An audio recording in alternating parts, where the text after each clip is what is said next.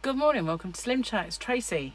So if you haven't already, don't forget to hit the subscribe button and the notification bell and you can be informed when there are new videos. So this is not a very long one today. I've already tried to record once and it messed up because I got a phone call during my recording and it messed it up completely. And so and I was doing that outside, which is quite a shame, but never mind, another day.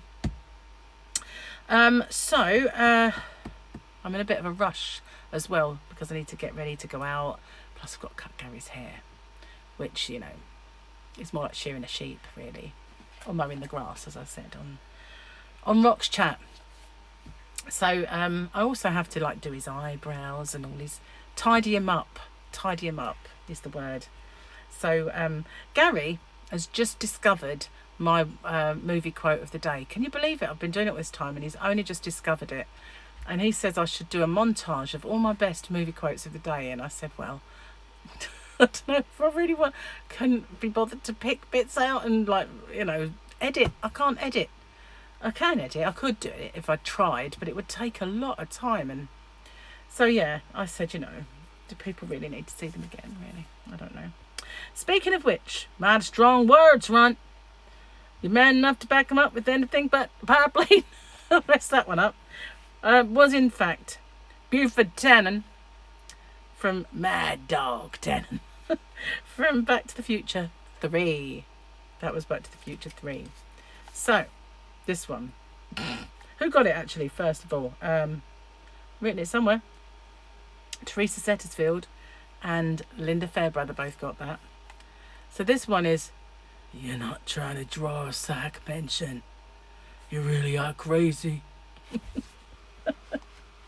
I'm trying to look desperate, okay?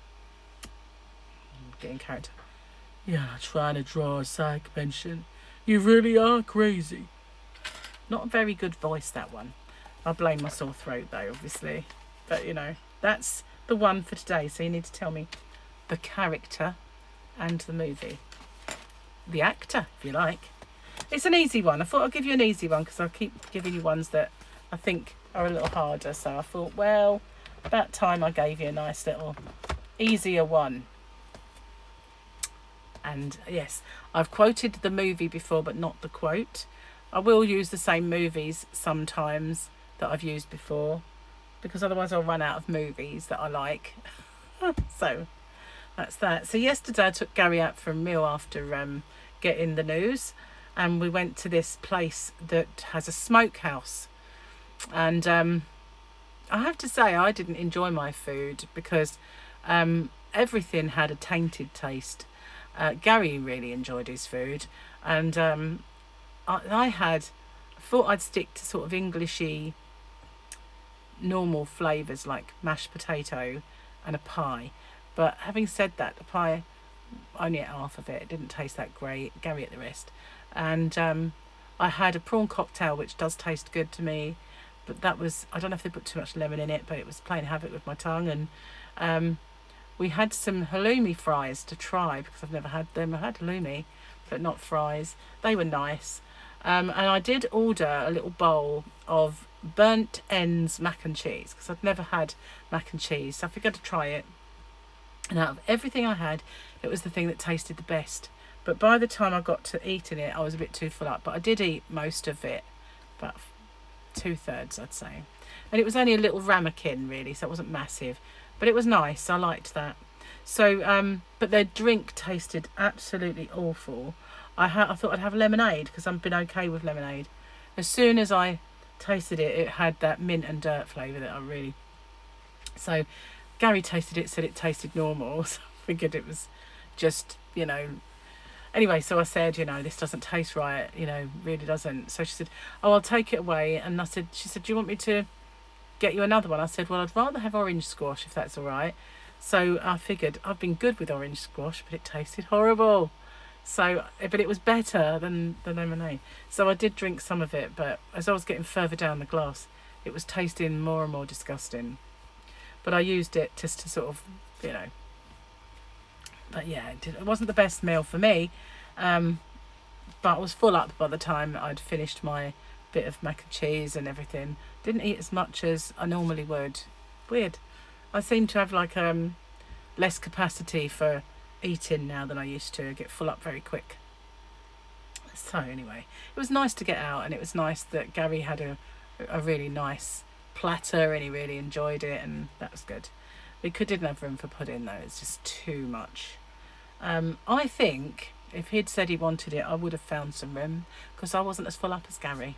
But we did get home and I crashed out, and so did he, fell asleep. So, but then I thought I would sleep absolutely like a log last night, having had the news that it was the T1 and I wasn't absolutely riddled with actually, those of you who don't subscribe to Crochet Rocks might not know this, but I had my call yesterday, and my surgeon, well, one of the surgeons, has said that it is a T1 size, so that's the smallest, and it hasn't spread anywhere. There weren't any other tumours or anything that showed up on my CT scan. I did have a shadow or shape on my lung which looked like scar tissue from a previous infection, and they will repeat the CT in 3 months and see if it's exactly the same, and they'll keep an eye on it. So but they do believe, the radiographer said, I think this is just a node, scar tissue from an infection. And I've had some humdingers in my time, you know. I've had bronchitis a few times. I once had, which I thought was pneumonia, considering how it ended. I think it was pneumonia. And I've had COVID, so you know, there is a good chance that I do have that scarring on one of my lungs. So I have asthma after all. So yeah, but the sore throat does worry me, the ongoing thing. I've had a choice of 2 operations which I have to consider, and I'll talk to the next surgeon who will actually perform the operation. I'll see him next week, so I'll know more then. But yeah, so I had pretty good news that it was the T1, no reconstruction, and all that. So it's not the end of my story. I mean, I could still end up with some vocal cord damage. I could still end up with 2 operations or 1. So, you know, I'm definitely having 1, but there may be 2. So we have to see what I choose to do. So yeah, and my throat is still as awful as it was before, so that needs to have some kind of reason. Anyway, so after having that news, I decided to go out and celebrate. And you think, after not having all the massive worry that I mean, obviously my worry before that was that it was around my body, you know, that this was the tip of the iceberg. I've got digestive issues. Have I got it there? You know, am I riddled? You know, that's the thing. So having that constantly playing on your mind, they're going to find that it's in my throat, they're going to find it's here, and then to be told that nothing showed up. So if there is anything in my throat, it is so early and it's probably not it. So, you know, having found out all that, you think I was so relieved that I'd get a good night's sleep, wouldn't you? Well, I fell asleep quite early and was tired, so I did get to bed about, I suppose, 11ish. I woke up at 5 again, and I couldn't get back off. So it was earlier than the day before, and I was hot, and I sorted myself out a little bit, and eventually at 9 o'clock, hang on, 7 o'clock, about 7 o'clock ish, maybe 7 something, I got back off to sleep, and I woke up at 10:30. So I did get back off again, but I don't understand why I woke up when I did. You know, I should have had a much better sleep, but never mind. Anyway, I'm in a bit of a rush, so I'm going to get off and upload this. Good luck with the movie quote. It shouldn't be such a hard one. And thank you to everyone for all of your good wishes, watching my playlists and all that sort of stuff, and all your prayers and stuff. So I really appreciate it. Thank you very much. And I'll see you on the next one. Bye for now.